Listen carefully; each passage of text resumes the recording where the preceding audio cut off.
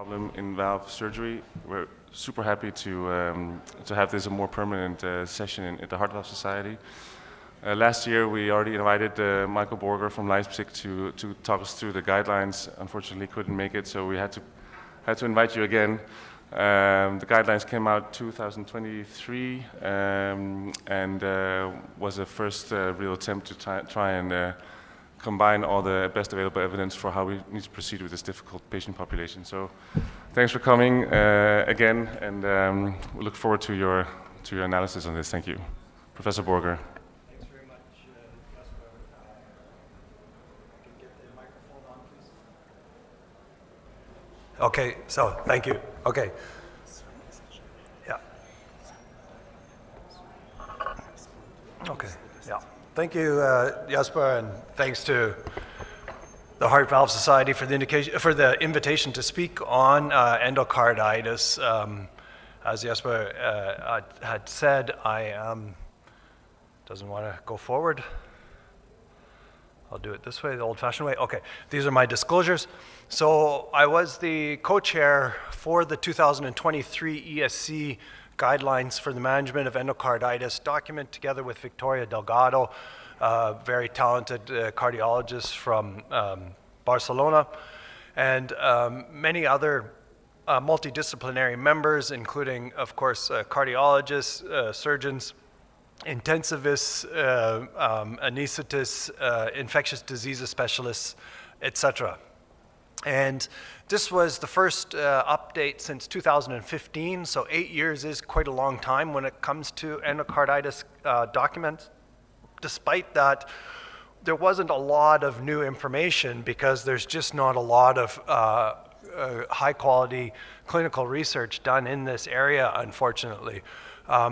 There is also very little interest from the industry with regards to this topic, which is also probably a reason why we don't have a lot of studies in this area. Nonetheless, we did have 42 new recommendations, and some areas that were particularly important, which I'll briefly talk about here, is antibiotic prophylaxis, the diagnostic criteria, the outpatient therapy, and definitions and timing for surgery, as well as some specific clinical scenarios. This is going backwards. Try it again. There we go. Okay.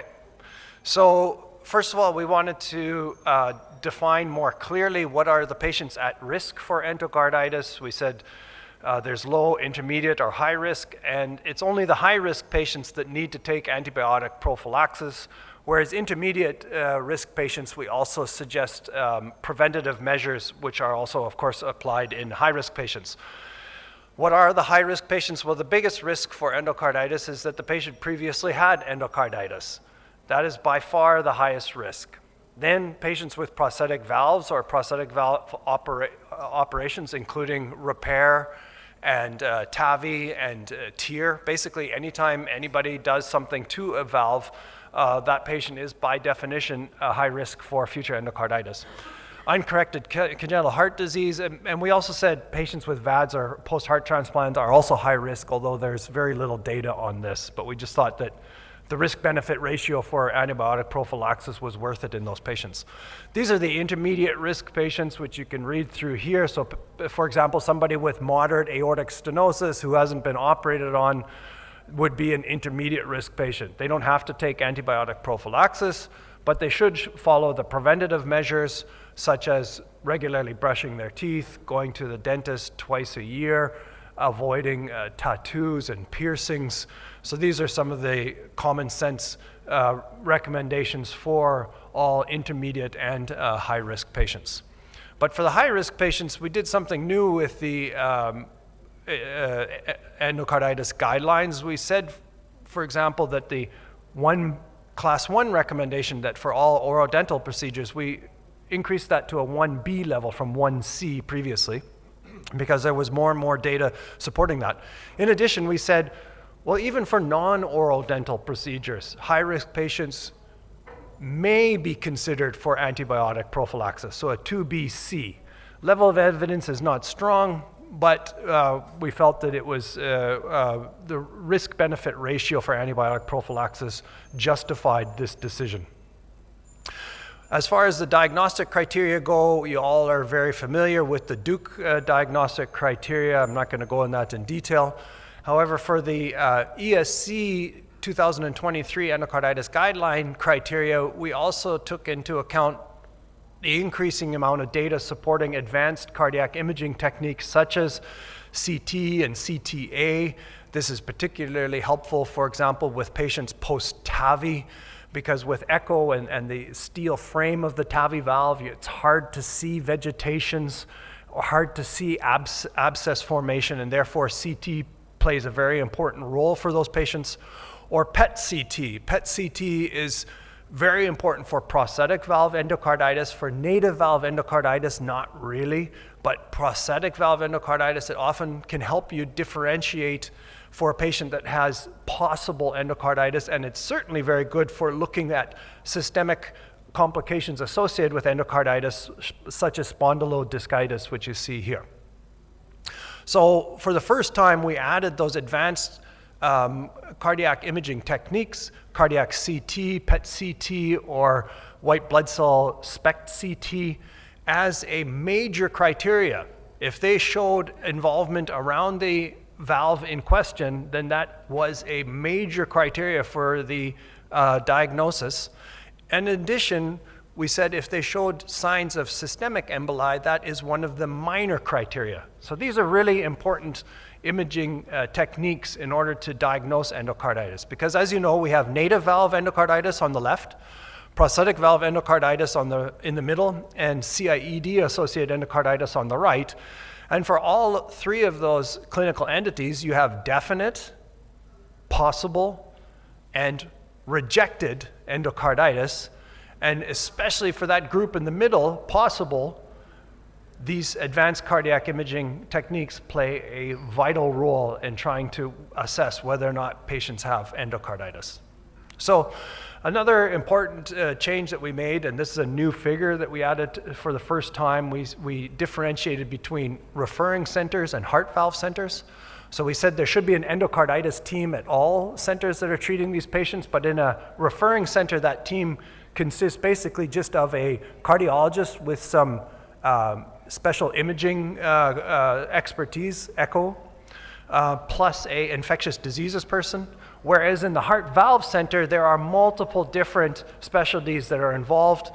And the most important addition is the surgeon in those heart valve centers. That, by definition, says that this is a heart valve center because we said that patients with any of these complications should be sent to a heart valve center because a very large proportion of these patients require surgery. That is, patients with severe valvular insufficiency or hemodynamic compromise, prosthetic valve endocarditis, CIED-associated endocarditis, stroke, patients with difficult to treat organisms such as Staphylococcus aureus, or patients that have had an embolism. All of those patients should be sent to a heart valve center, and therefore they can be discussed within a multidisciplinary team what the best management is for the patient. We also focused on the new information from the POET study, basically the only randomized study in the 8 years between the two editions of the guidelines that really had any impact on our new guidelines. And we said, look, a significant proportion of the patients can be switched to oral therapy and then sent home from the hospital. In places like in Germany, where patients spend 6 weeks in the hospital for their IV antibiotics, this was really a game changer, the POET study, and Jesper, I'm sure, will be talking about this. One thing that to stress, though, is that a TOE or TE should be done 1 week after the surgery, if they had surgery, or 10 weeks after starting antibiotics to make sure there's no progression of the findings. And if there is no progression, and if the patients have meeting these criteria, that is one of those microorganisms that are listed, and does not have any of the exclusion criteria, which are the below as a 3C recommendation, as long as they fit these criteria, they can be sent home on oral antibiotics. And this is really a paradigm shift in the management of patients with endocarditis. And if just to very quickly summarize POET, the early results showed that oral management of patients was not inferior to 6 weeks of intravenous management, and the 5-year results showed that oral management is actually had a statistically significant benefit with regards to mortality. Maybe related to the fact that patients are unnecessarily sitting there for weeks and weeks and weeks in the hospital and getting complications associated with that. And we also have a diagram within the guidelines showing exactly the pathway to follow to decide if a patient can be sent home on oral antibiotics. So this was a big, very important change. Regarding surgery, there's been multiple high impact factor publications, all showing a very beneficial effect for surgery and endocarditis. For example, this study here, over 3,000 patients from over 40 countries. Surgery was performed in about half of the patients. And when they did a multivariable analysis of the predictors of death, so a very hard outcome, 1 month after discharge, you see that surgery was the only risk factor that was protective against death, and not performing surgery if there was an indication for surgery was the highest risk factor for death. So this is a new figure that we also added to the guidelines, where we stuck with the 3 main indications for surgical intervention, that is heart failure, uncontrolled infection, or high risk of embolism. But we added something new. We said, okay, look, if a patient has an indication for surgery, there's no sense waiting. The only thing you do is you increase the chances that they're going to suffer another complication from their endocarditis, like another stroke. So if they have an indication, then please go ahead and operate as soon as possible. If they're in shock, then emergency within 24 hours. But for the other indications that are urgent, we said within 3 to 5 days, which, I was pushing even for under 48 hours, but there were some members of the task force that said in their countries it's not possible. But I think there's a big take-home message for us, is if they have an indication for surgery, please operate as soon as possible. One other thing is that we added as a new indication is that patients, as a 2B recommendation, so not very high evidence, patients with a vegetation more than 10 millimeters should undergo surgery, and I'm sure Jesper will talk about this more, why, based on this study from his group, where the worst outcome was observed in patients with vegetations more than 10 millimeters that did not undergo surgery. So there is a randomized trial going on right now, and he will talk about that. One other new indication that we said is that if there's prosthetic valve endocarditis within 6 months of the operation, or the TAVI procedure, or the TEER, or whatever, then it should be handled surgically, that antibiotics alone is probably not going to cure that patient. And then one more very important point is we said, look, the data on this is getting more and more and more clear. Patients that have had a stroke that then have an indication for surgery, a not uncommon occurrence. If it's an ischemic stroke, just go ahead and operate. If it's hemorrhagic, try to wait 4 weeks if you can, but sometimes your hand is forced. Sometimes the patient is in heart failure and you have to operate on them despite a hemorrhagic stroke. And we said, okay, if it is hemorrhagic, especially a small one, less than 30 milliliters, with an NIH stroke scale score of less than 12, you can also go ahead and operate. So why did we say if it's ischemic, just go ahead and operate? Based on multiple studies, including this one from Japan, 170 patients who had all had a stroke before their surgery, non-severe stroke. Severe stroke where the patient is comatose and has 0 prognosis. We don't operate on those patients, obviously. But non-severe stroke, they compared early surgery to conventional treatment, and the early surgery patients did clearly better with regards to survival and MACE-free survival. So based on that and multiple other studies, we said, if it's ischemic, just go ahead and operate. And the last slide I'll show is for CIED-related infective endocarditis. We also came up with a nice algorithm, and those patients that have definite CIED-associated endocarditis, you definitely need to remove the entire CIED. And then those that have probable, based on the bacteremia, you can also recommend removing the device along with post-operative antibiotics. And this is one study, for example, showing that if you don't remove the device entirely, so you have to remove the leads and the generator, then your risk of death increases markedly. Thank you very much for your attention. You can find all of this information on the website. Thank you very much, Professor Borger. And your name precedes you. That was an excellent outline for all the hard work you guys put into the guidelines. Let me open up the floor for questions first. Maybe while Dr. Panel walks up to the microphone, I can ask you, maybe you can elaborate a little bit on what it means to being okay operating on a patient with a stroke. So, can you maybe? The worry in the past was, okay, if you have an ischemic stroke, that giving the patient big doses of heparin for cardiopulmonary bypass is going to lead to hemorrhagic transformation.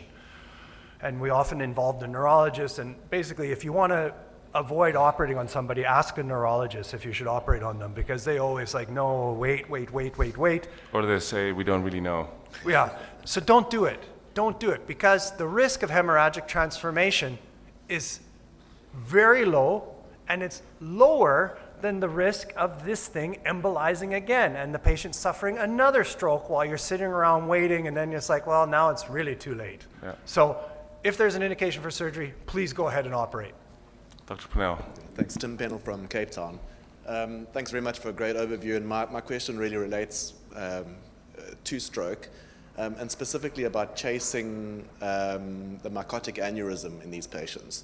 So in the absence of neurology and in the presence of neurology, what kind of imaging we need to do, because that didn't really come up in the algorithm, but we have seen hemorrhagic conversion with mycotic aneurysms. Mycotic aneurysms are, first of all, rare, and they usually regress as soon as you treat the endocarditis. Just like septic emboli for tricuspid valve endocarditis, we don't go in and change the tricuspid valve and then go and cut out all of the things in the lungs. They disappear as soon as you take away the source, right? So mycotic aneurysms are a small risk. Having said that, if the patient has an intracerebral hemorrhage, then we will look and see if there is a mycotic aneurysm that we need to think about with the planning of the procedure. Without a hemorrhage, basically don't go chasing down that road. Okay, thank you. Professor Verbrugge from Leuven. Hi, thank you, Michael, for this nice overview. The patients we have trouble with are the redo cases, or the cases who had an aortic valve, or even the ones just have a Dacron graft in place. And then they have fever. And you don't see or you don't find the hard criteria for endocarditis. You do a PET scan, and even with the Dacron graft in place, it can scatter for like 2-3 years after the operation, and you don't still have any information. Should you go back in, yes or no? And these are, in my opinion, the tough cases and the tough decisions. Do you have any? Because it's not within the recommendations clearly stated. So this is where I probably learned the most during this whole process, was with the radiologists. So we had a very good radiologist from Italy, originally from Argentina, on our group, and she's amazing. And I learned through her, because I also thought, well, these things light up for a very long time. You have to look at how they light up. If they light up homogenetically, if the whole graft lights up, it's not infected, okay?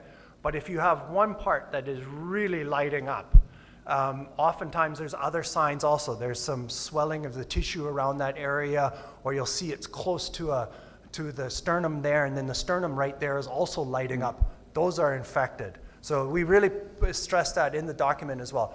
Homogeneous versus heterogeneous PET-CT, that plays a huge role in deciding if something is infected or not. And adding a white blood cell scan. White blood cell scan is also another possibility, yeah. For the sake of time, let's pause the question for later at the end of the session, please. We have to go on to the next talk. Sorry about that. We have a guest co-moderator today because my other moderators couldn't make it, so I'm just going to go ahead and introduce myself because I'm going to be the next talk. Yes, Jesper comes from one of the most important centers for endocarditis research, and is now talking about surgical evidence for surgical intervention of patients with endocarditis. Thank you. So I've changed my talks by always starting with this. I need and want to recognize my colleagues. Two of them are sitting in the back, Meiner Palm and Professor Brown. And together, and under the leadership of Professor Clouds, we have established a wonderful endocarditis team, and emphasis on team. We work with the cardiologists, Nina Aimon, who is also in the guidelines committee, and the infectiologists. And we're continuously debating with each other what to do in difficult cases of surgery. Having had the wonderful presentation before, I decided to just go through a few cases with you and add to that the evidence that we use or base our choices on for when to operate. Okay. So this is just to illustrate the complexity of our work. Day one, patients found at home, confused, muscle ache, fever, chills, admission to the hospital. There's leukocytosis in the spinal tap, and there's a little blood volume. In the blood bacteremia, we find Staphylococcus aureus, which is one of the bad ones, and we treat them and put them on antibiotics. And already here you see the conundrum that Professor Borger already elaborated on, what to do with patients with neurological issues. Huge vegetation was found on the mitral valve. Let's say that's at least over 3 centimeters, and causing a mitral valve regurgitation. So just show of hands, who would operate that immediately? Okay, so we're in agreement on that. So we're going to go through this talk with a few show of hands to just illustrate how we can, and actually also disagree by the end of this talk. Okay, so let's continue. Day 3, Friday admission to the hospital. This is already one of the, I think, the problems I want to elaborate on is when does the patient get referred to your clinic? There's always some kind of delay. So either whether we want to try and operate immediately, there's always some delay from diagnosis to actually coming to the OR. Comes Friday to the admission to the hospital. It's a complicated case. There's a 2-surgeon case. So we plan for treatment on Monday, and unfortunately the patient gets a stroke, gets a left-sided hemiparalysis. We perform a thrombosuction with the neurologists. Luckily there's no bleeding in the brain, and we perform emergency surgery. I think actually Professor Brown did the surgery with Dr. Palm in the back. There's destruction of the annulus of the valve. They do patch repair, mitral valve replacement, and there was a long post-op recovery, like many days, more than 3 weeks, ICU ward, slow neurological recovery, and at least 6 weeks of antibiotics, and then rehab starts. And as you know from your clinic, rehab is long. These patients are very, very ill. And this is the point I want to make. These patients are ill. If I learned anything from the cardiologists and the infectiologists is the natural history of endocarditis is there's an inflammatory response. There's small tissue damage. You can have small or extensive bleeding disorders. You can have end organ complications, recurrence, and even though we operated this patient was super ill. Excuse me. So the chance of this patient getting out of this in good shape is limited. So in summary, there's a complexity to our work. Timing of surgery is important when it comes to the size of the vegetation, when it comes to the neurological deficit, when you go in, when you wait, and what to do with the gray zone endocarditis. Small vegetation, no neurological deficit, good LV function, borderline size. Do you operate soon or not, or do you dare to wait for later surgery? And also consider conservative treatment. You can consider conservative treatment, but remember it's still a very, very serious disease. Okay. The principles of treatment, as we went through already: heart failure, uncontrolled infection, prevention of embolism, as already outlined in the guidelines. But also, from a surgical point of view, attempt to salvage the valve, whether mitral or aortic, and consider also the risk of prosthetic valve endocarditis. So the concept is microbe eradication, source control. Get rid of the infection and combine that with bactericidal treatment. So most studies report from large centers that about 40 to 50% only undergo surgery, and the variation is quite big. So it's used variably, even though the guidelines would give us some kind of clues on when to operate. And I think that's reflected in the guidelines, is that when you look at those 3 main class 1 indications for quick surgery, yes, it's most of the class 1, but you see already the classes 2A going further down, and we have almost no level A evidence on this. Not saying that, I mean, this is what it is. This is the real world data. Professor Borger already mentioned correctly that we have 3 groups of surgical intervention, I suppose: emergency, urgent, and non-urgent. There's a gray zone here as well. We often are in endocarditis teams where, particularly with the redo cases that Professor Verbrugge also mentions, is that we have maybe a blind spot that we don't really want to go back quickly because it's a redo, so maybe we just try and do 2 weeks of 3 weeks of antibiotics and see what happens. That arguably goes against the principles of surgery, but you still have to take into account that there's a previous cardiac surgery performed, and this could cause a blind spot in our clinical practice. So the real evidence we have for quick surgery is the EASE trial. It's one of the few randomized clinical trials in endocarditis where we looked at left-sided infectious endocarditis in large vegetations, and it shows that if you operate that quickly within 48 hours of treatment, the composite endpoint of death and embolic events is lower than if you wait. And this has just really fueled our community to try and operate as quick as we can. This is another table from that trial. Here you see the cerebral conventional treatment and early surgery. If you are quick to operate, you reduce the risk of embolic events. And this is the challenge also in a highly developed country like the Netherlands, massive access to cardiac surgery. We still get a huge delay from actual case presentation, diagnosis, to when we actually talk about them in our endocarditis teams and before they end up in surgery. I'll come back to that later. Already mentioned before, also Gilbert Habib has done great research on this. The time of surgery influences mortality and morbidity in adults. This is a very nice propensity analysis showing that indeed there's a difference between operating, on the right side of the table, there's a difference between operating the first week or if you wait for a week. And in some cases, you may want to do antibiotic treatment first to kind of get the infection or the inflammatory response of the patients under control and then operate. But that then again goes against the added value of operating quickly. So there's a balance, a weighted scale between early and late surgery. Heart failure is evident. Previous speaker already mentioned this. This is, like, if you have a patient that's in heart failure, that's so important to quickly operate on this. So as a surgical indication, it's associated with a fatal outcome. If you leave a patient with heart failure, with an endocarditis, patients just simply won't make it. Just to go back again to the vegetation size, I think the vegetation size is an important parameter of what to do and when to do it. Also here, a nice study. It's an older one, but I thought the science was quite strong, where they looked at 1,345 infectious endocarditis cases and neurological outcome, where the hazard ratio for vegetation size over 3 centimeters is 1.9, which is huge.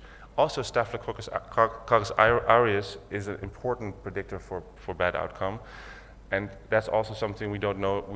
We definitely, as community, should do more research in what microbe has what kind of outcome in what kind of case. So, when to operate? Postponement of surgery up to 4 weeks based on the patient having a redo or that we're not really sure or the infection is not that severe. I think what's determined our choice is an uncontrolled infection, obvious disease progression, even diagnosed with a PET scan and hemodynamic deterioration. So I think this is the conundrum for the surgical practice, early versus late surgery. When do you do what and when do you time? I think delayed surgery, to be honest, in our practice, decreased level of consciousness, ongoing sepsis, low life expectancy, or a ruptured aneurysm are the only reasons, if you're really strict, that you delay the surgery. Maybe if you have a low-grade infection, and maybe when you have a Dacron tube in place, or you have a previous, we can respect that you might want to wait and see if we can get the patient in better shape. But this is the scale we're talking about. Professor Borger graciously didn't mention this, but I think another important theme and topic for our community is the TAVR. The younger the patients are that we give them TAVRs, I think we're going to see an increase in these patients coming back with an infection or endocarditis related issue. And it's something we need to think about, because a redo after a TAVR can be an incredibly complicated case, an incredibly complicated surgery. Dr. Chu is going to talk about that more later in the session. I just want to briefly touch upon how we do that in our center. So we looked at just for mitral valve repair, which our center has become strong in, to look at active endocarditis and how repair relates to replacement. And here you see a nice Dutch national data showing that repair leads to an improved outcome, and that has really just cemented our push to always try and repair the valves. It's independent of other procedures, and we don't see any differences in reoperation. So the principles of repair in endocarditis is resect all the infected, inflammatory, and suspicious tissue. Prosthesis choice is kind of irrelevant. In Leiden, we choose bioprosthesis over mechanical, but we do have a huge array of repair techniques in our toolbox to try and repair it as best as we can. We thought this was a nice, small paragraph in the guidelines, Professor Borger, where you say extensive repairs may be required for cases involving the intravalvular fibrosis, central fibrous body, mitral valve, with or without fistulation to the right side chambers. This could be a TAVR case, where there is an endocarditis with a fistula that needs extensive repair. And that could look something like this, typically in an endocarditis team.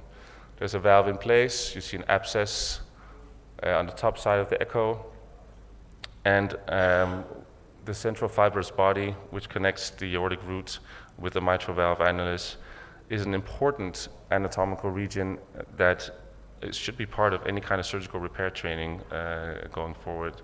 So when you look at this, look at the subaortic curtain, the aortic mitral valve continuity, the anterior leaflet of the mitral valve, you might have to restore the AV node if you can respect that.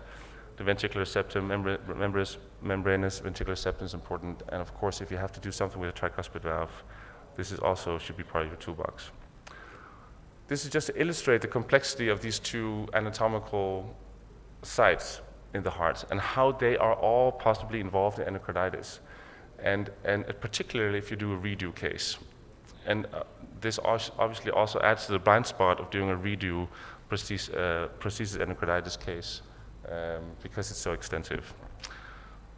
So we in Leiden have a quite long history of doing commander resections or hemi-commander resections. I'll just touch upon that briefly, where we radically basically try and achieve to cut out everything and try and reconstruct it from the bottom up. So we would take out the coronary arteries and take out the infected area, take out the entire valve, sometimes even part of the mitral valve annulus, which is often destroyed if the aortic mitral continuity is involved.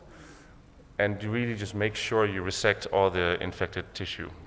Then you put in a mitral valve ring, and then on that ring, you can suture the patch, which is double folded, and you can put one part of the patch on top of the top of the left atrium, and the other patch can be used to reconstruct the LVOT outflow tract. And then on this LVOT outflow tract, we would typically put in a freestyle prosthesis, which is in our clinics has been a good choice.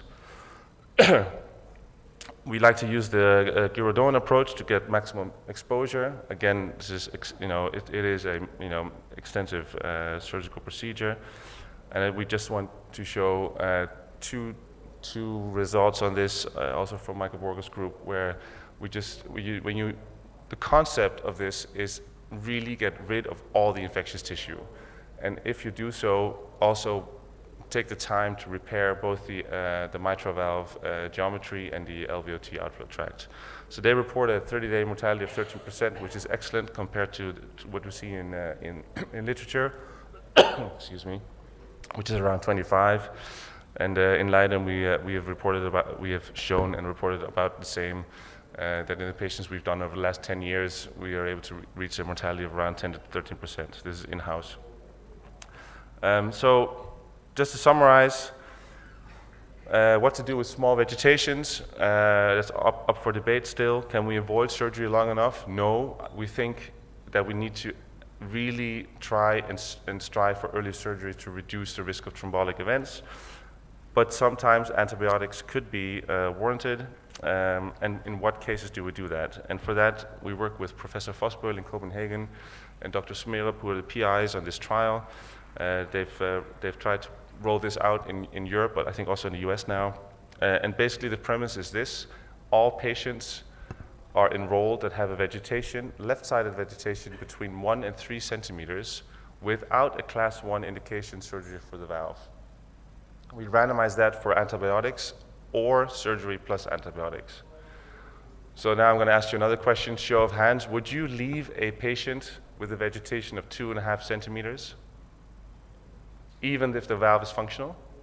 Who would operate a vegetation of 2.5 centimeters? Why? Maybe someone can do maybe 5 minutes of interaction here. Why would you operate that without valve dysfunction? Professor Borger? Maybe we can leave that for the panel discussion. Yeah. Okay, so summary, evidence remains scarce. We have few trials to go on, so obviously I think we need to do more. The clinical reality is much more complex, both in the organization of your endocarditis practice, but also how do you decide when to operate. Long-term antibiotic therapy is an option in some cases. I don't think we should discard that completely. I even think just as we see a trend in abdominal surgery where antibiotics has really become much more prevalent in treating patients without going and grabbing to the scalpel, maybe we need to look at that in our practice as well.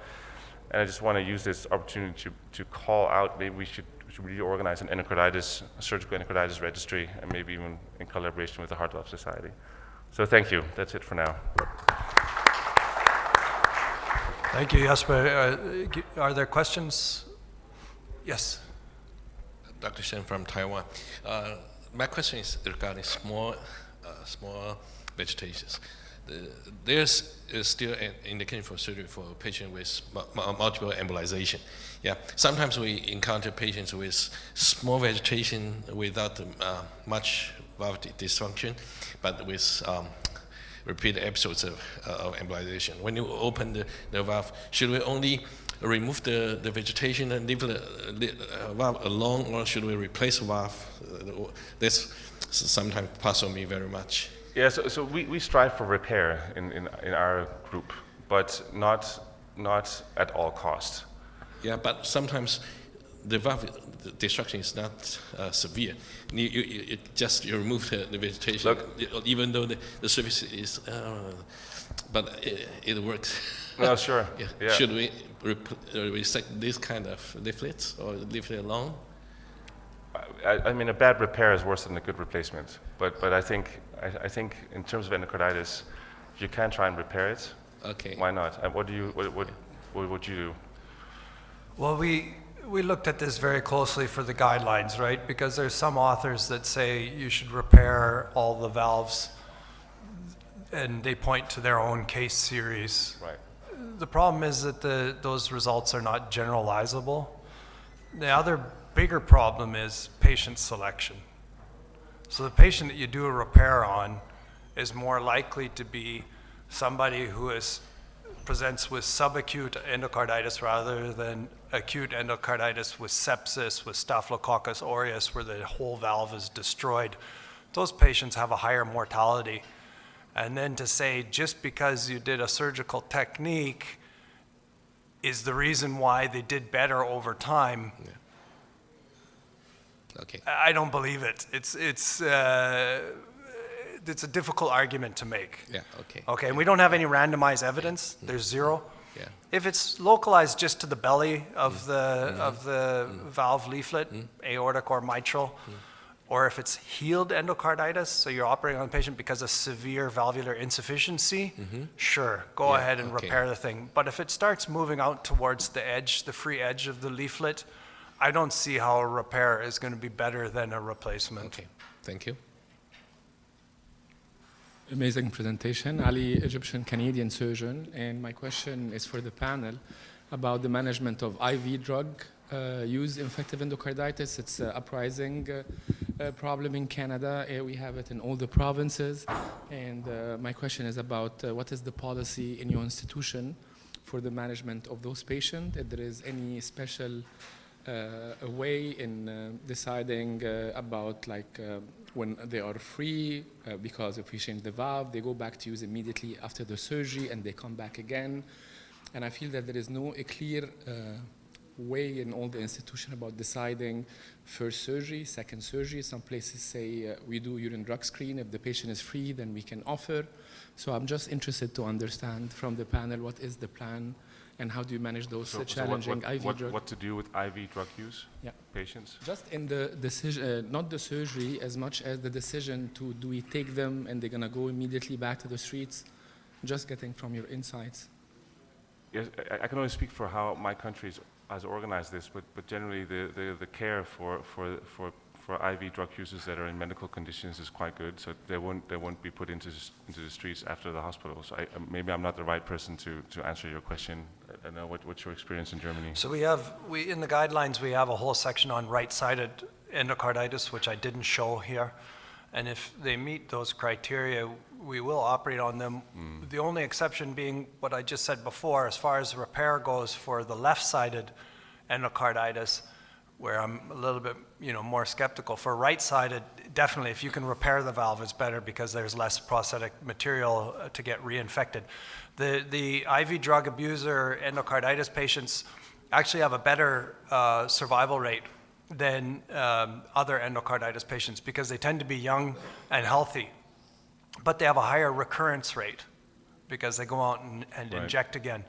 Because of that, everybody who comes in with the first time at our institution, definitely they get a chance. We operate on all of them. Second time, we also tend to operate on them, but we just say like, look, this is probably your last chance. Third time, I think it's kind of a waste of time, right? It's a waste of resources. Paolo De Siena from London. I'm just wondering, if you have to replace the aortic root, is the homograph your first choice or not? We love and use the freestyle prosthesis. I heard. Yeah. Why is that? Because it shows equal outcome compared to the That is homographs. what I like to Yeah, understand. it's Yes. as good and it's readily available off the shelf, so it So makes it's it. not proven that the homograph has got a No. better... This is also something we looked at very closely for the guidelines, and there is no clear evidence that homographs are better. Having said that, for the hemi-commando, I do really like to use it because the anterior leaflet of the cadaver lends itself extremely well to reconstructing the anterior leaflet of the mitral valve. Okay, so very last question. We need to move on. This is not a question. I'm commenting on the IV drug addiction. I'm El Wakil from Cairo University. We had this problem, and we try to cooperate with those in the psychiatry and drug addiction unit. We have a specialized hospital for addiction. We failed to do any cooperation because patients did not actually want to stop. And stopping addiction is more an environmental and social act rather than medical act.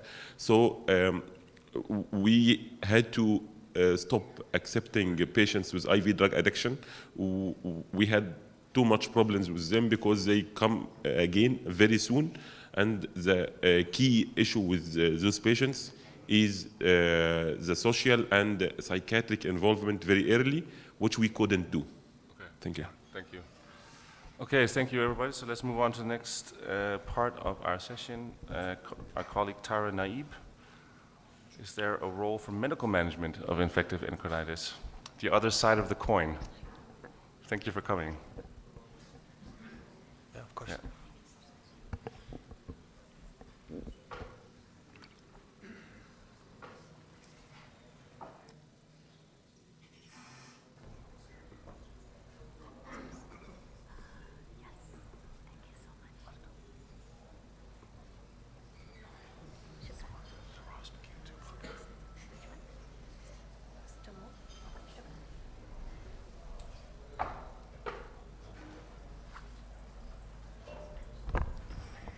I have to make this much lower.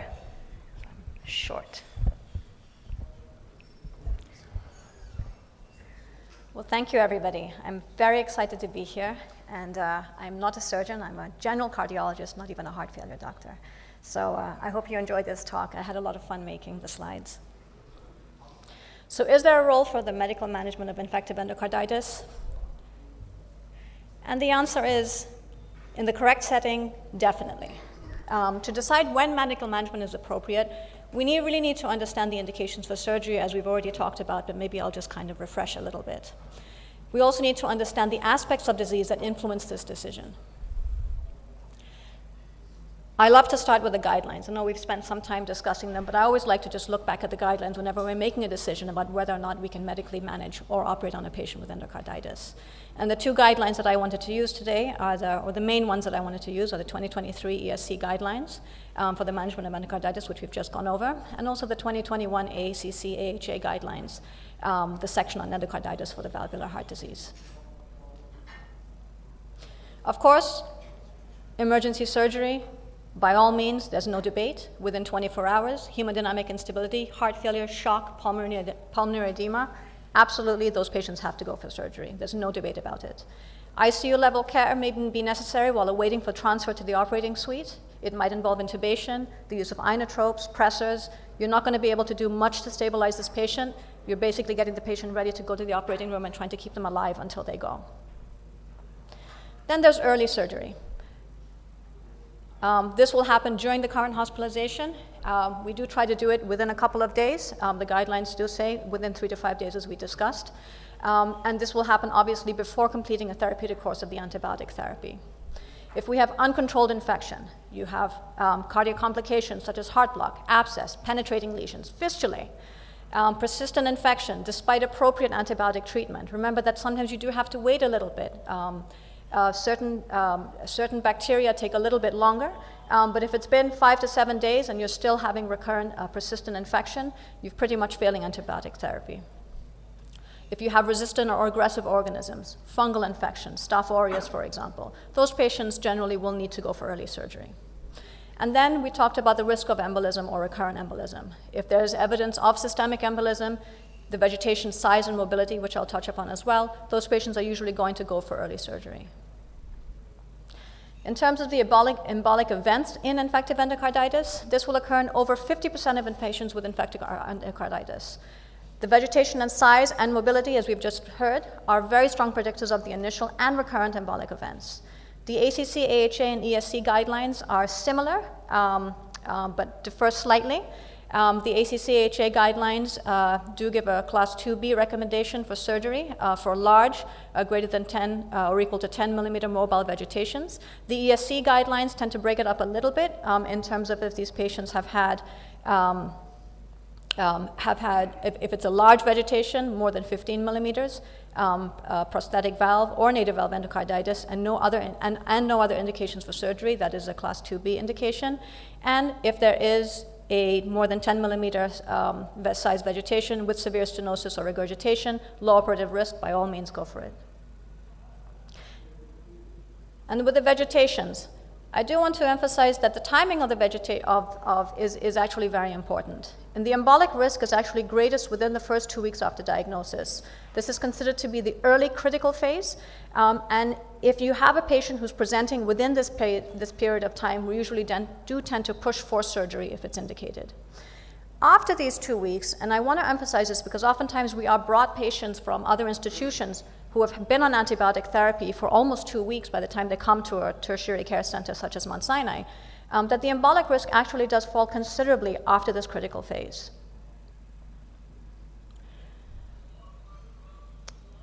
With respect to right-sided endocarditis, most commonly, we touched on IV drug use, congenital, immune-compromised patients, patients with indwelling catheters, and cardiac devices.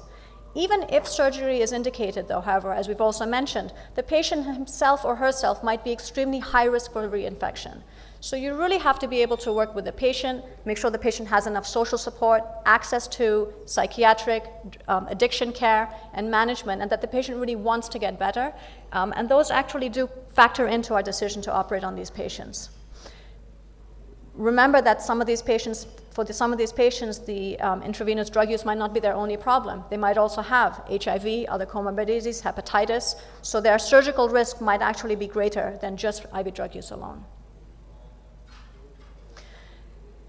With right-sided endocarditis, assuming that the patient is an operable candidate, Because the lungs do act as a filter for emboli, I would say that the stakes are a little bit lower for medical management of infective endocarditis in the presence of larger vegetations, and the guidelines do emphasize this. The vegetation size for the right-sided endocarditis tends to be a little bit larger that we will allow.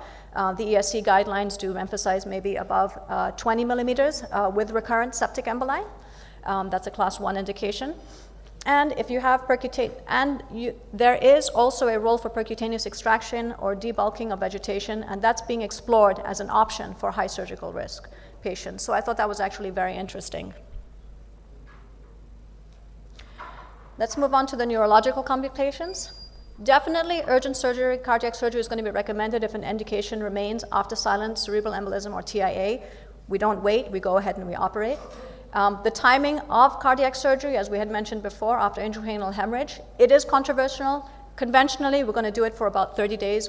After 30 days of waiting for the patient's hemorrhage and for the event to kind of cool off. But we will have indications for early cardiac surgery. We might push for that after stroke in patients with heart failure, abscess, refractory infection, persistent high embolic risk. And obviously, if this patient's in a coma or if they have significant intracranial hemorrhage, you won't be able to do it. But there are many, many cases where we do have a patient who we still will push for early cardiac surgery.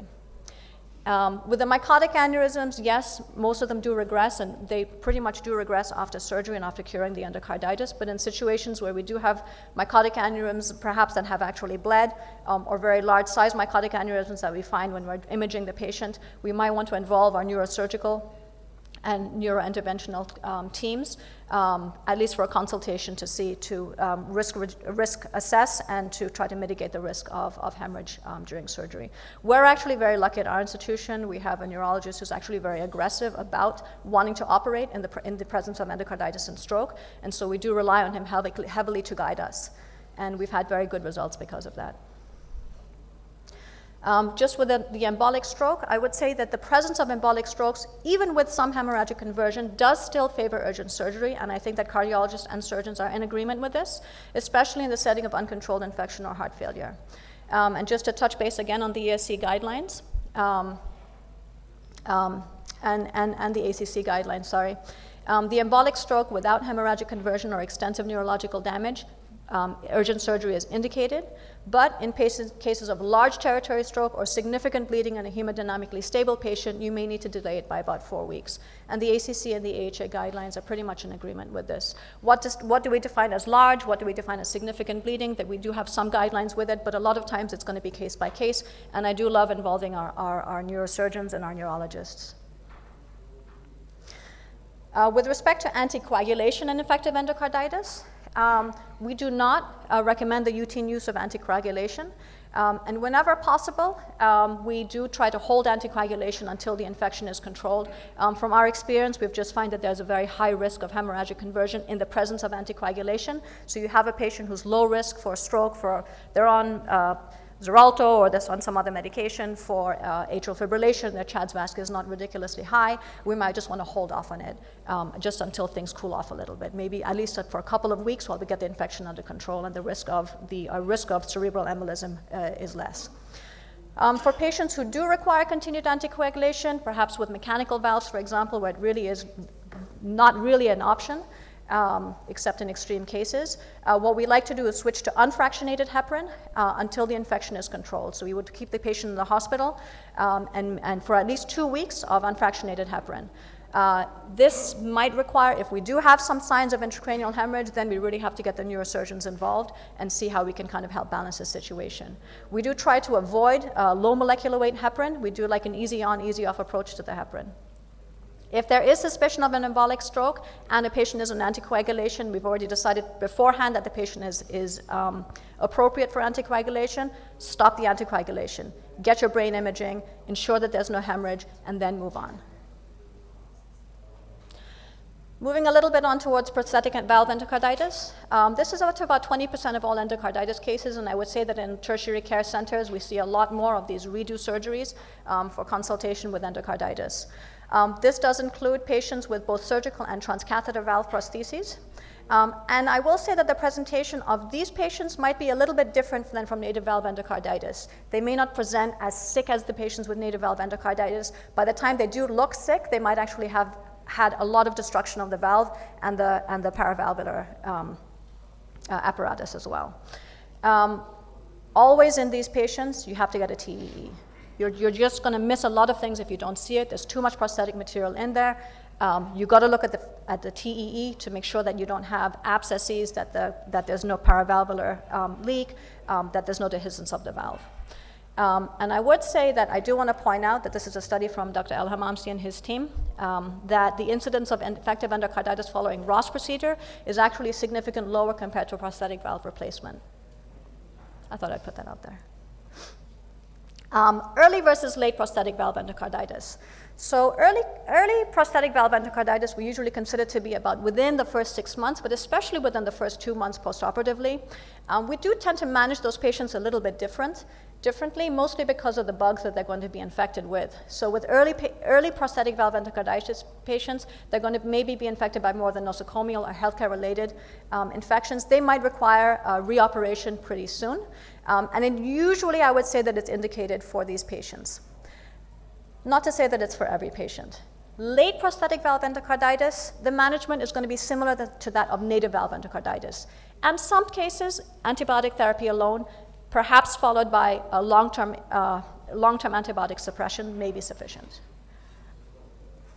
With the patient characteristics, even when, for prosthetic valve endocarditis, even when surgery is indicated, patients might still face high risk of complications from a cardiac reoperation. So you do have to take into a patient that it's a redo surgery, the patient's going to be older, perhaps the risk of surgery is going to be greater in these patients, and you really want to think about a little bit outside the box of how to manage these patients and maybe perhaps give medical management a chance.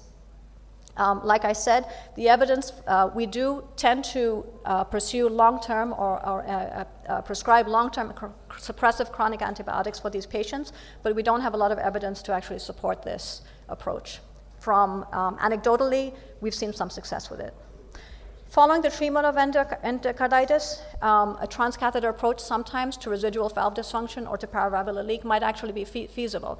And so that's something to think about with these patients as well, that get them through this period of time. If they're really high risk of surgery, perhaps we can also think a little bit outside the box, bring them back when their infective endocarditis is cured, and then see how we can fix the valve in maybe perhaps a percutaneous fashion. With IV antibiotics, I know that we touched upon the POET study, which I think is fantastic. The expected duration of the hospitalization might sometimes influence the decision to operate.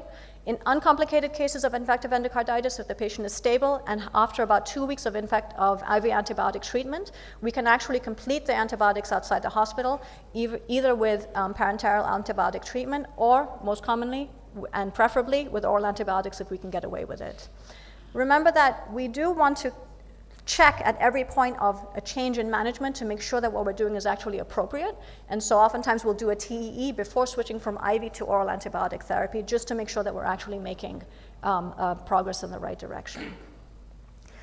So putting it all together, what do we need to do? First, look at the patient. Nothing is going to substitute for a bedside exam of the patient and for actually looking at the patient. Make sure the patient's stable, make sure they're appropriate for even consideration for medical therapy. As general cardiologists, I'm not at odds with what the surgeons want to do for surgery.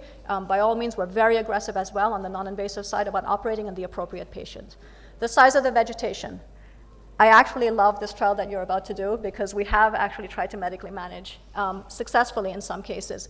But it's of much larger vegetations, especially in our prosthetic valve endocarditis cases, and we've had some success. And the vegetations were large, they were above 2 centimeters. The presence or absence of extracardiac foci of infection, so if you have these satellite lesions. The severity of the valve regurgitation, so these are indications, other indications to operate on the patient. By all means, don't delay, just go ahead and operate as we all agree on. The type of the pathogen, the presence of an abscess or fistula, the response to therapy, and the surgical risk. Are there multiple valves involved? Does the patient have prior cardiac surgery? What about the patient characteristics, the frailty, advanced age, other comorbidities? Everything actually matters, and most of what we see is in the gray zone, which actually makes this very exciting and fun for me to be involved in. So what's our strategy at Sinai? Number one, know the patient. Okay, whether it's from the surgeons, I get involved. We really want to understand the patient, understand the entire picture.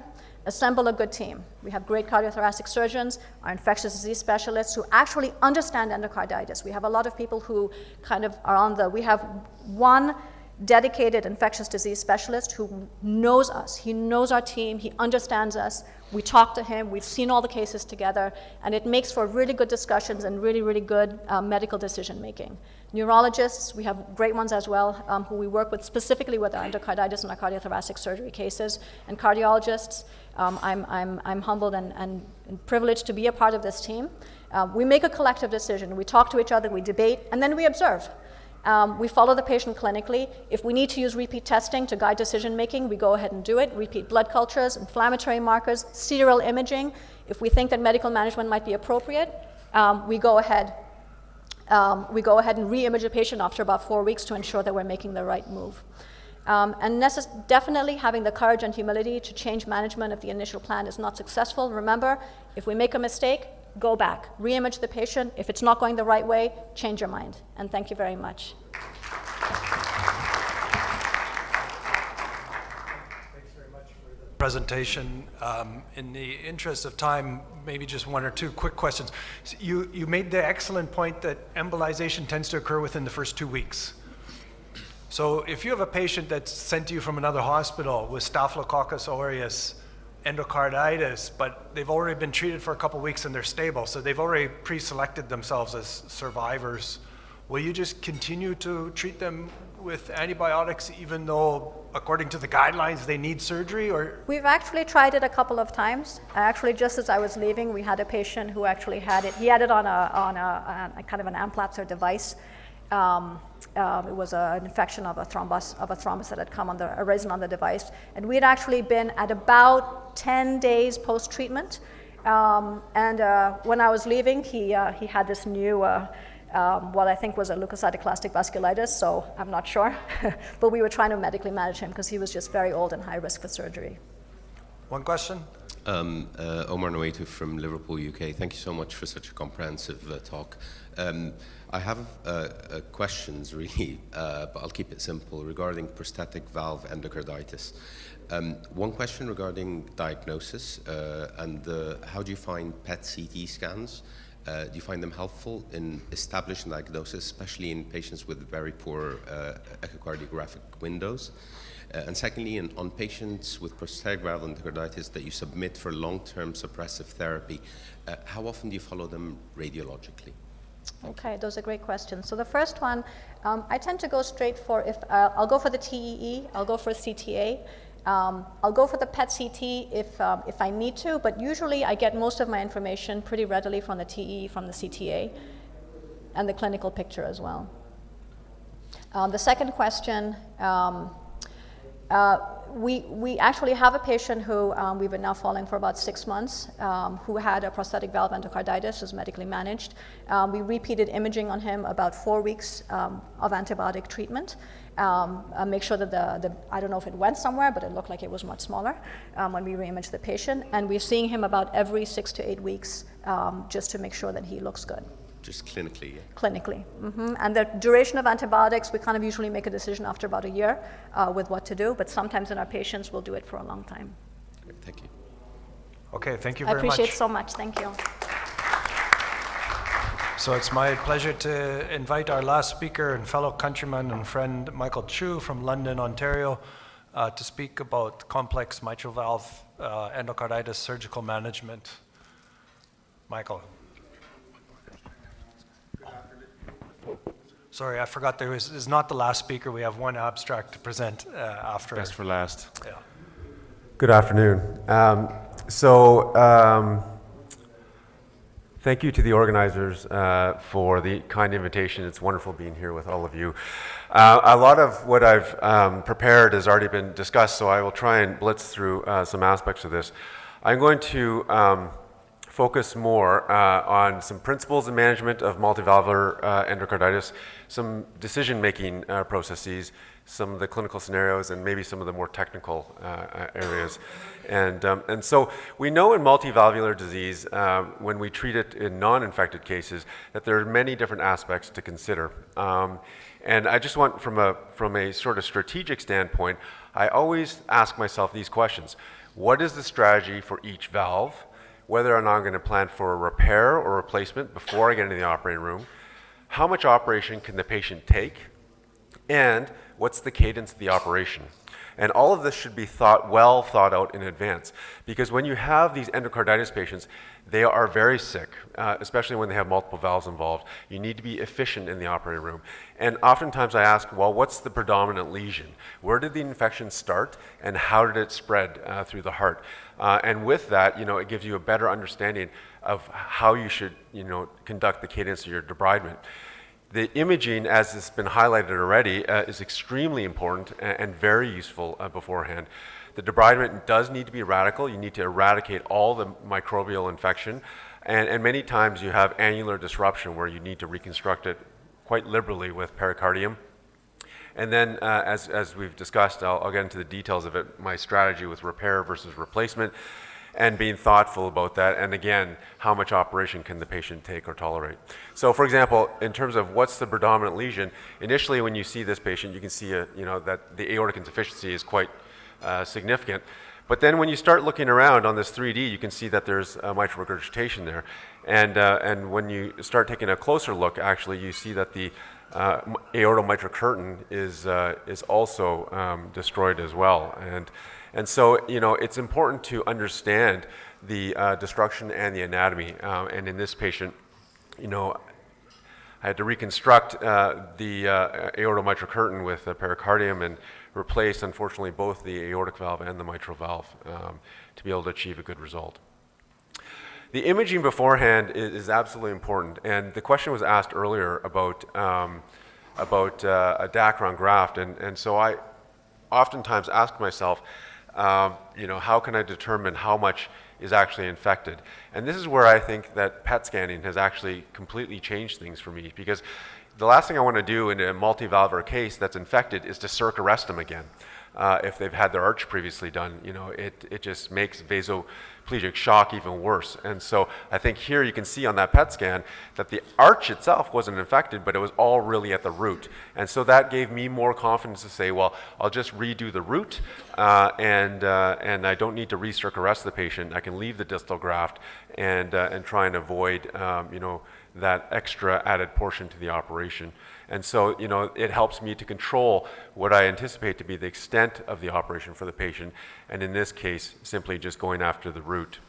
In this case, I decided to reconstruct this patient with an autograft, as Tara had just mentioned. We believe that the autograft is far more resistant to repeat infection, particularly in prosthetic valve endocarditis, than a biological or mechanical root. So that's what we used here, and you can see the sort of echocardiographic result after. In terms of some of the technical aspects, I spent a lot of time thinking, and planning very carefully about the cadence of the operation. It's important to go through and make your assessment and debridement from the front of the heart to the back, and then once you've cleared out all the infection, then you reconstruct it from the back all the way up to the front. So working your way from the aortic valve through to the mitral valve, and then rebuilding it from the mitral up to the aortic, up to the tricuspid. Remember to size your aortic valve before moving on to the mitral. If you have to do a commando operation with a pericardial patch, well then that's one issue that can provide you with extra sizing. However, if you don't have to do a patch enlargement, the more prosthetic material you leave in there, the harder it's going to be for you. So, if I had to choose with leaving a smaller valve in versus putting an extra a piece of pericardium in there, I think, in these cases, you try and keep things as simple as possible. You need to balance the size of those prostheses, and really, one of the most important things in these cases is making sure that you have optimal myocardial protection. This is obviously what happens when you do your aortic root first, trying to go after your mitral after. So this is, clearly a mistake. This is a 38-year-old male with native valve endocarditis with an extensive abscess and destruction, and so this is a good example. You have to do that debridement from front to back, and sometimes the abscesses aren't so clear. You really need to do a very diligent job to explore any area around that you think could be infected, because the next thing you know, you're left with, a big hole into all the chambers of the heart. And once you've debrided all that infection away, then I do a few things that are, a little different. I change out all my surgical instruments. We take the time, we change everything out to try and reduce the risk of reinfection. And then you worry about the reconstruction after. And this, you treat it like cancer surgery, and we all recognize this. Some of the little tricks, sometimes you worry about not being able to test your mitral valve after you've rebuilt it. I put a Foley catheter in through the LVOT, and you can actually test it quite nicely that way. When you're debriding, you need to remove all the infected material and any necrotic material. You need to explore any and all pockets and to wash it out extensively. And so one of the tools that I like to use, frequently when you just shove saline down the LVOT, it doesn't work quite as well. And so one of the tricks that I use is for my orthopedic friends, where I actually use a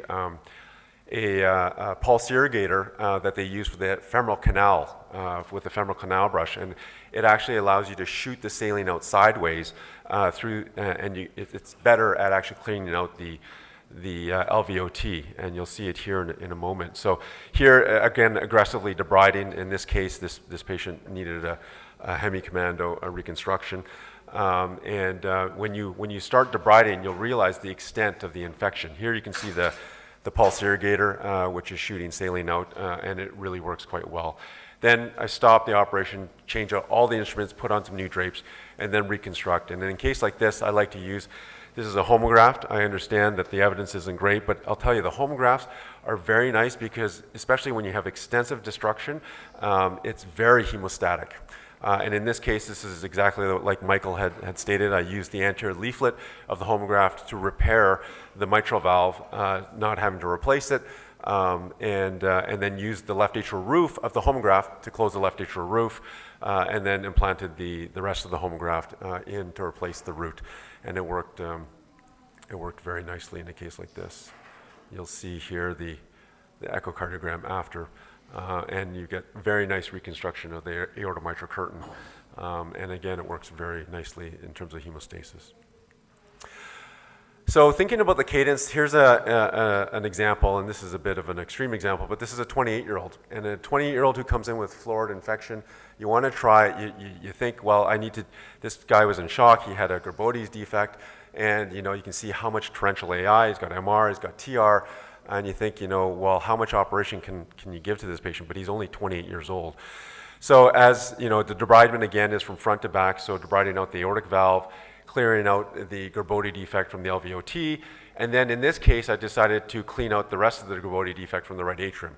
And while I was there, I repaired that defect from the right atrial side, but then decided just to go ahead and finish the tricuspid repair at the same time, which you can see here. To try and just save a little bit of time. Then I went on back to the mitral valve, and the mitral valve really was just, the MR was purely related to the volume overload in the heart failure, and so all I needed to do was a band annuloplasty here, which simplifies things. And then after that, I went back to the root, and here here you can see harvesting autologous pericardium. I prefer using autologous pericardium when available, otherwise I'll use bovine. And in parachuting these patches down, I think it's important to reinforce the inflow end of any of these patches with interrupted sutures, because with endocarditis, the tissue is always friable and can tear very easily. And so I think that's an important maneuver. And then after the patch was down, then I replaced the aortic root. And in this case, because of his age, I also used a pulmonary autograft as well. And so I will just, in the sake of time, just skip ahead here.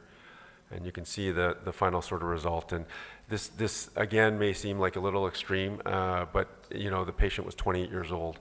And so you have to think carefully about what you think you can provide for the patient, and also try and provide them with the best freedom from recurrent infection and long-term sort of durability. So I make the argument that you shouldn't replace repairable valves, and I think we should make the efforts to try and repair. So you should have a good sort of backup repair plan when you're entering the OR.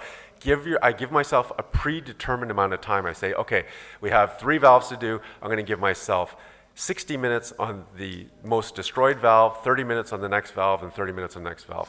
Once I reach that time limit, then we need to consider other options. The aortic valve in multivalvular disease is oftentimes very difficult to repair.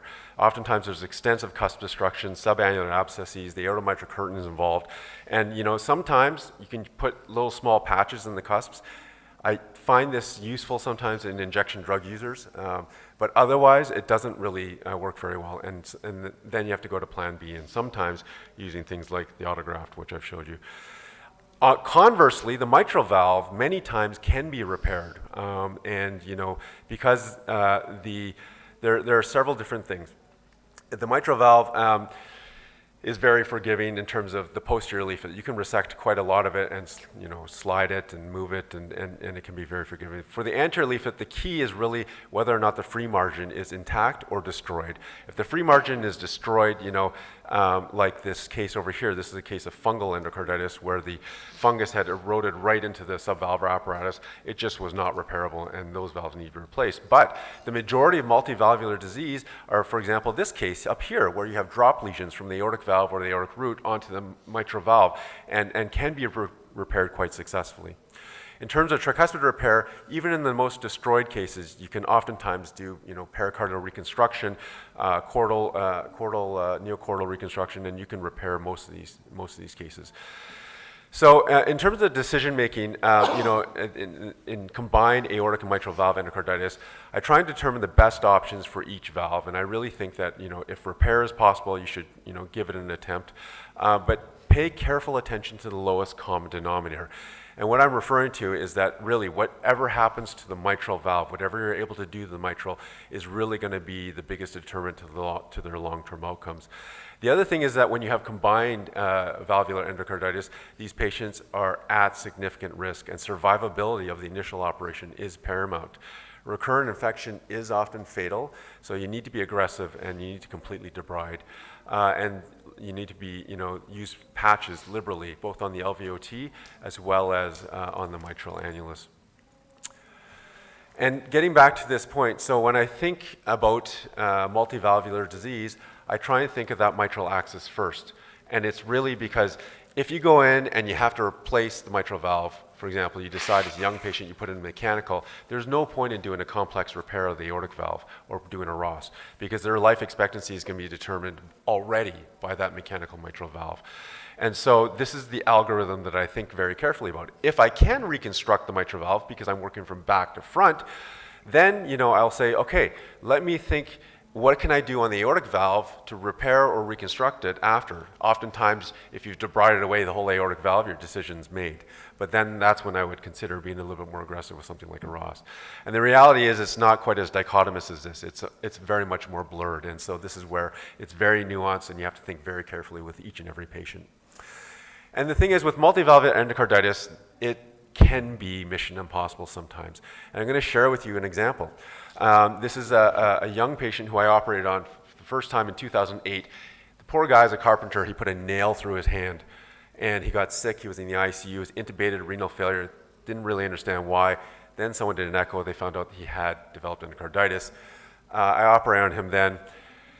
And unfortunately, I've operated on him 6 times since then with recurrent fungal root endocarditis. And it's been very difficult. And I ask myself this. I ask myself, well, you know what? Maybe I just did not do an aggressive enough debridement in the first place. But eventually it turned from bacterial to fungal because of all the antibiotic therapy. And would that have been a game changer for him? And I also present this patient because I'm hoping that someone here will be willing to take this patient on for the next operation. So I will buy his plane ticket and bring him to you. So there are many challenges of multivalvular endocarditis, fragile, poor tissue quality. A valve repair failure can be catastrophic in these patients. Bleeding is always a challenge. Biventricular failure after a complex operation is always disheartening.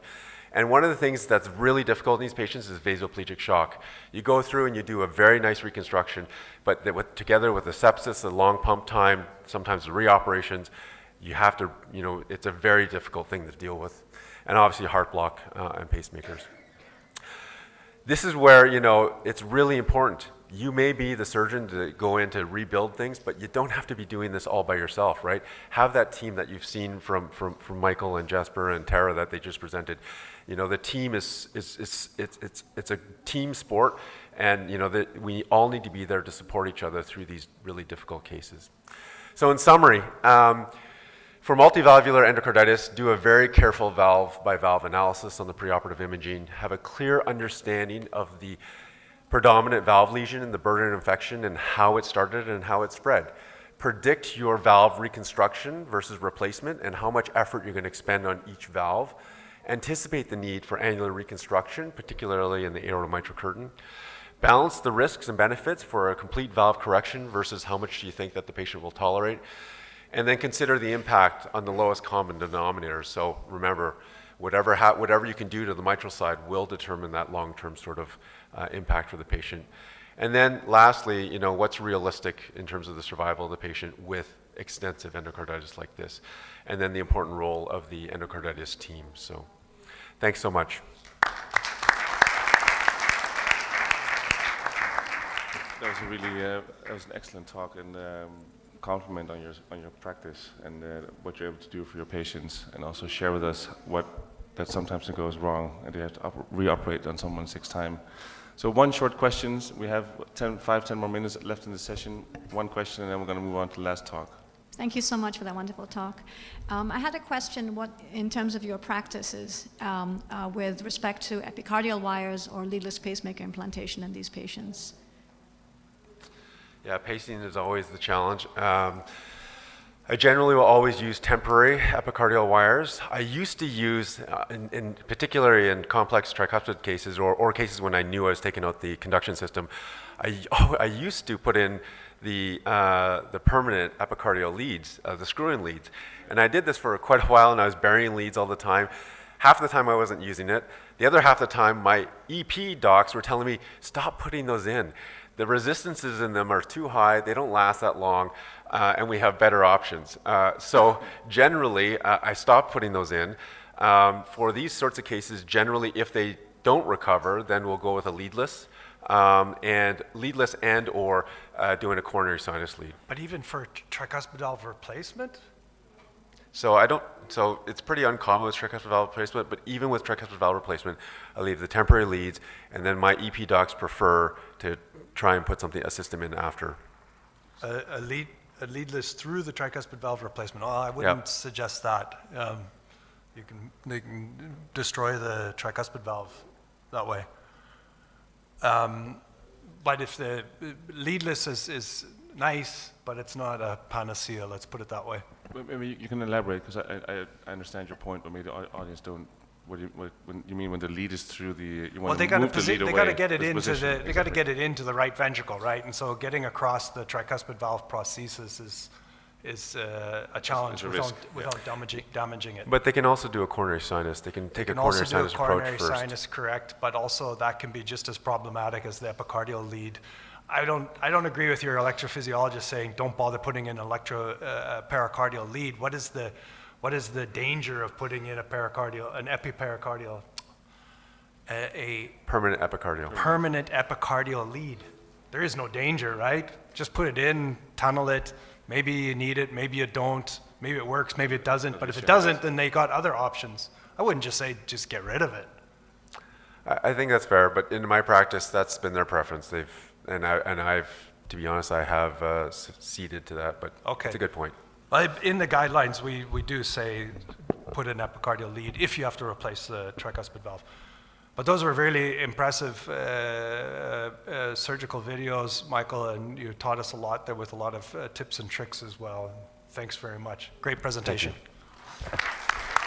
Okay, so we're going to move on. Last but not least, kind of in light of calling for a surgical endocarditis registry under the guidance of Professor Verbrugge Jafar, who I know is a resident from Leiden, who now works in Leuven. He's going to give us the first results from the Heart Valve Society aortic valve database, and I think it's very important that you're here to educate us. Thank you. Thank you. Hey. Good afternoon. I'm really limited by time over here. Everybody's hungry, I think. Yeah.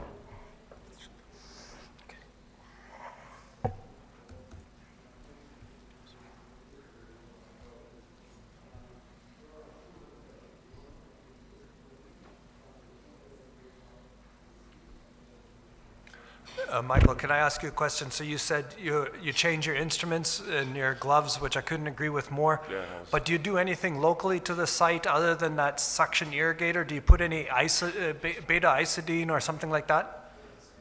Yeah, I don't, you know, I've considered, you know, putting other things there. Usually if I'm using a glutaraldehyde for patches, I might put a little bit down there near the patch, but I haven't generally. I've just irrigated with a ton of saline, both with the pulse irrigator and, you know, after reconstruction. But I know that lots of people will use other things locally. Yeah, we use that. We use the betadine solution. Yeah. After that patient I've reoperated on 6 times, I've like, you know, wanted to use anything, right? Okay, Jafar, right. the floor is yours. So, good afternoon, everyone. My name is Jafar Hashims. I'm a resident in cardiac surgery at the University Hospital Leuven in Belgium. I am pleased to present our multi-center international study on the surgical treatment of aortic valve endocarditis using data from the Heart Valve Society aortic valve database. Now, aortic valve infective endocarditis remains a major surgical challenge traditionally. Aortic valve replacement has been the standard approach. However, over the last 2 decades, valve repair has been increasing, has gained increasing attention for its potential benefits, and that is preserving the native valve anatomy, maintaining natural valve function, avoiding prosthetic materials, and eliminating the need for lifelong anticoagulation. Now, we conducted a retrospective analysis of 198 patients included in the Heart Valve Society aortic valve database, collected across various cities in Europe and North America between 1998 and 2024. Patients included were those with infective endocarditis, and those excluded were with previous aortic valve surgery, aortic valve replacement, or acute aortic dissection. These patients were grouped into either a repair group or a replacement group. Our goal was to systematically compare short and midterm outcomes of aortic valve repair versus replacement over a 5-year period. We looked at 3 key outcomes, that is overall survival, freedom from aortic valve related reintervention, and freedom from recurrence of severe aortic insufficiency. Let's briefly go over how patients ended up in the aortic valve repair and the aortic valve replacement groups. But before surgical inspection of 198 patients, 48% were intended for repair, 45% for replacement, and 6% were uncertain. After inspection, 83% of those initially intended for repair remained in the repair group, joined by 1% from the replacement intended group and 50% of the uncertain cases, making 87 patients in the replacement group in total. The replacement group included 16% of patients who were initially intended for repair but were judged unsuitable, 99% of those originally planned for replacement, and 50% of the uncertain group. These were the final assigned groups. Now, finally, I would like to mention here, there were 2 patients, or 2.3% from the repair group that were converted intraoperatively to replacement, reflecting unexpected findings during surgery. There were 87 patients in the repair group and 111 patients in the replacement group. Majority of patients were male, equally distributed across both groups. Patients in the replacement group were generally older, had a higher Euro score. They also had a higher proportion of patients in critical state and required more emergency operation.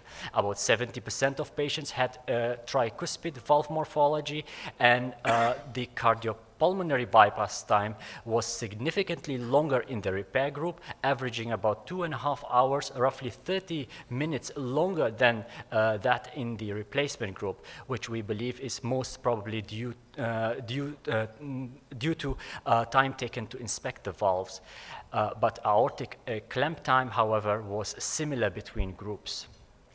Now, the composite primary outcome at 5 years, overall survival, freedom from AV-related reoperation, and freedom from severe aortic insufficiency did not significantly differ between repair and replacement groups. 5-year survival was 89% in both groups. Freedom from AV-related reoperations at 5 years was 92% in the repair group and 97% in the replacement group. This difference was not statistically significant. However, in-hospital non-AV-related reoperations, mainly due to bleeding or tamponade, were more common in repair group, 8 cases versus 2 cases in the replacement group, and freedom from severe aortic insufficiency at 5 years was significantly lower in the repair group, 88% versus almost 99% in the replacement group. The status of endocarditis, active versus healed, at the time of surgery did not significantly impact outcomes in terms of survival, reoperation, or recurrence of aortic insufficiency during follow-up. However, it is worth noting that although not statistically significant, patients with healed endocarditis in both repair and replacement groups tended to have better survival compared to those with active endocarditis. In the repair group, we looked at whether valve morphology, bicuspid or tricuspid, influenced outcomes. No significant differences were found in freedom from reoperation or freedom from severe aortic insufficiency. Further, we looked at the use of patch reconstruction and if it influenced outcomes. No significant differences were found in the freedom from reoperation and freedom from severe aortic insufficiency. Now, what are the limitations? As a multi-center study, this analysis reflects real-world variability in surgical practice, including differences in surgeon experience and operative strategies, as well as all retrospective studies. Missing data is an inherent limitation. In particular, the database lacked detailed documentation on key endocarditis characteristics such as pathogen type, extent of valvular destruction and antibiotic regimen, which may have influenced surgical decision making and outcomes. Now, what does our study, what does our findings say? Now, our study shows that aortic valve repair is feasible and offers similar survival compared to replacement. However, it is associated with a higher rate of severe aortic insufficiency, which must be carefully considered when choosing the surgical strategy. Optimal patient selection is essential to achieve the best outcomes.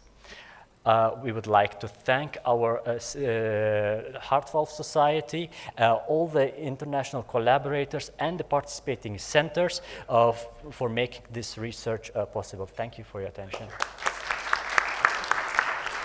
Thank you. For the sake of time, we're not going to do any questions, but would like to invite you to talk to Jafar or Professor Verbrugge van Leuven on this important study. I think we need these registries to advance our understanding of endocarditis. Thank you to Professor Borger for standing up and standing in. Appreciate it, and wish you a happy lunch and a pleasant next meeting. Thank you. Thank you.